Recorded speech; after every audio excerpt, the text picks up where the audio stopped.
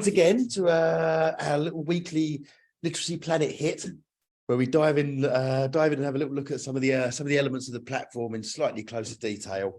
So, learning levels, what's it all about? Briefly, it's as you know, you'll migrate your students onto the platform at a certain year level. So, for the purpose of this conversation, we'll say student A, or me, Robert Johnson, is one of your students, and he's been migrated onto the platform onto year 8. That means at that stage, the assignments that student will be getting will be at learning level 8, basically. So everything's curriculum aligned. So I know I've got some people from various countries in today's webinar. Hello, everyone. Everything is curriculum aligned, so they would get year appropriate content and year appropriate missions.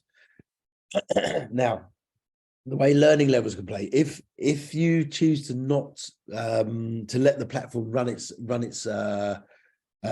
missions itself and assign their own missions, then what will happen is your student, particular student, will be working. If they begin to do incredibly well at level 8, we'll call it level 8, then after a certain number of missions and after a certain number of 85% or more, that student then becomes, the platform recognizes that student has then become proficient at that level and will automatically put he or she up another learning level, so that the content they receive begins to become a little bit more challenging, because the idea being you don't want the students to get sort of bored, or if they find things too easy, they might sort of disengage. And so the idea is that it kind of keeps just pushing the students and nudging the students along in the right direction.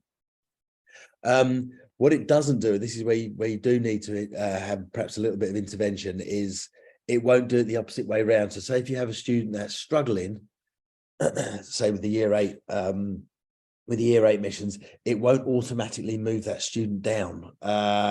That's something that you as teachers need to keep your eyes on in terms of in the report section here. So I'll show you that in a minute as well.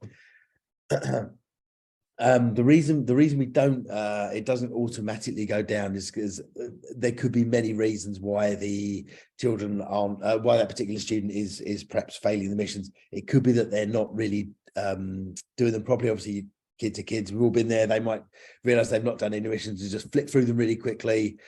And you don't want to move them down unnecessarily, if that makes sense. So just an idea to always keep your eyes on the students and see how they're getting on, how they're getting on, and how they're engaging with the platform. So I'll show you a couple of points. I'll show you how to change the learning levels in a sec, but I'll just similarly show you, as always, for any of the student data, pop to this reports page here.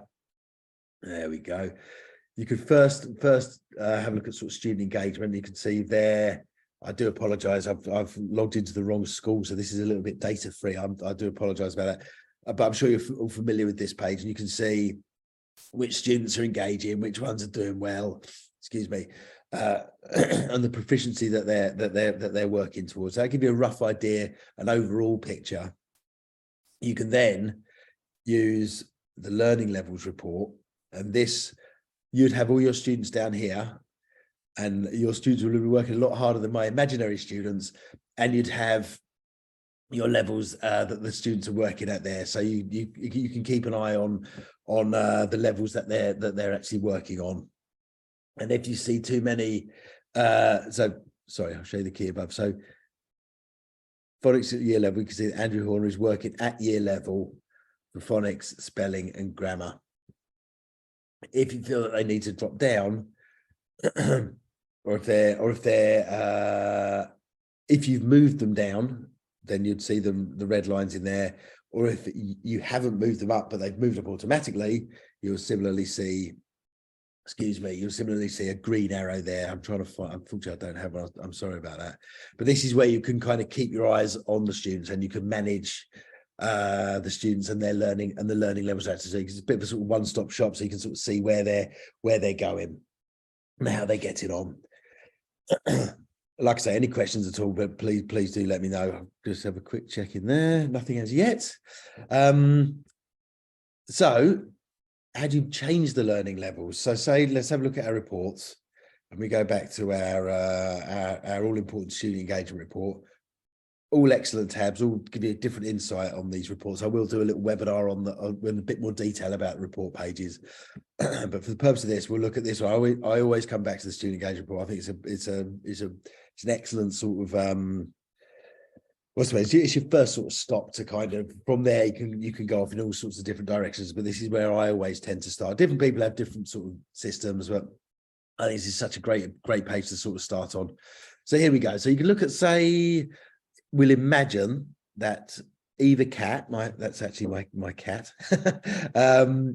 We look at here and say, right, so say, imagine that Eva's logged in 100 times, but she's struggling down here and the proficiency is only, say, 40% or 30%. And we could use the example here of Laura McHugh. Look, she's working quite hard, but she's on 53%. So that would make me think, do you know what, maybe year 8 is a little bit too challenging for her. She's logged in plenty of times. She's had plenty of opportunity, plenty of goes at the year 8 missions. So maybe we'll just drop her down to learning level 7, just for a couple of months or so, or a month or so, and just see if we can get that number up again. Because similarly, like I mentioned about keeping students engaged, if they were finding things too easy. Similarly, you don't want them to get disheartened, because no one likes to feel that they're not progressing and they're not sort of they're not learning or catching up as they feel they should be. And none of us want the students to become sort of disheartened and unhappy with the platform, or unhappy with themselves, really. So with that in mind, we say, right, Laura, let's see what we can do for you on your learning level. Excuse me. We go to manage students. So we're back on the home page. So we go to manage students. My laptop's a little bit slow, so there we go. We pop up to this bit here. We see all our students, and we can see the year that they're on just there. Okay, and then we select our student, Laura McHugh, and then we set learning level just up there. So here we go. We've got Laura here in the learning level, so we can select that there and pop her onto year 7 and submit. This doesn't change. This will remain the same on the year 8. But what it means is Laura will now, if you're automatically assigning, what that then means is Laura will begin to get missions from year 7, learning level 7, basically. And the idea being that you would hope that you would begin to see a little bit of an improvement and a little bit of a kind of more engagement, more enthusiasm, more sort of positive sort of upturn in results. And then ideally what will happen is Laura will smash it for a couple of weeks. She'll do really, really well. That proficiency and that percentage will begin to increase. And then the platform will automatically raise her learning levels back up to 7 again, back up to 8 again. Similarly, to move things up, I'll just use a different example here. Let's do Eva. If you wanted to do it the other way, there we go. So year 2, you can move up to year 3 or year 4 or year 5. It's very, very good. It's exceptionally good. It takes on sort of quite important. If you using it for English as a second language, or if you're using it for any sort of special educational needs, it's very, very good there, because obviously you'll have some students that may be in year 8, but they may be working at a level that maybe sort of 2, 3, 4, something like that. So it's very, very good to manage that aspect of it in those regards. And you can see some really positive impacts once that's done. And then you as the teachers can kind of keep your eye on it, and you'd hope that the platforms would sort of move the students along the levels. There we go. So that's a brief sort of look at learning levels. Again, so you've got your learning level reports. So there's Laura.